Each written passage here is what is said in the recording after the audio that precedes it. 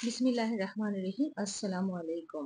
আমরা অনেক সময় খাবার খাওয়ার সময় থালার মধ্যে এঁঠো রেখে দিই বা সেটা পরিষ্কার করে খাই না। আমরা ভাবিই না যে খাদ্য কত বড় একটা নিয়ামত। এটি যদি না থাকতো আমরা বেঁচে থাকতাম কি করে? এবং এই খাদ্যের জন্যই কত লড়াই দুনিয়াতে এবং কত মানুষ প্রতিদিন ভোকা মারা যাচ্ছে। তো এই খাদ্যের মূল্য অনেক। সেই খাদ্যের মূল্য বা খাবারের মূল্য বোঝাতে নবীজি আমাদের নবী সাল্লাল্লাহু আলাইহি সাল্লাম একটি হাদিস বলেছিলেন।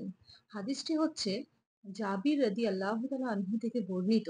নবী সাল্লাল্লাহু আলাইহি সাল্লাম খাবার শেষে আঙুলগুলি ও খাদ্যপাত্র চেটে খেতে নির্দেশ দিয়েছেন এবং বলেছেন খাদ্যের কোনো অংশটির মধ্যে বরকত অর্থাৎ কল্যাণ আছে কোন অংশটির মধ্যে নিশ্চয়ই তোমরা তা অবগত নও। মুসলিম হাদিস।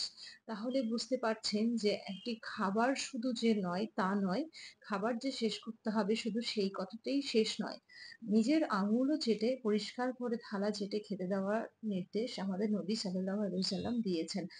কারণ প্রত্যেকটি দানা মধ্যে বরকত কোনটাতে আছে আমরা নিজেরাই জানি না।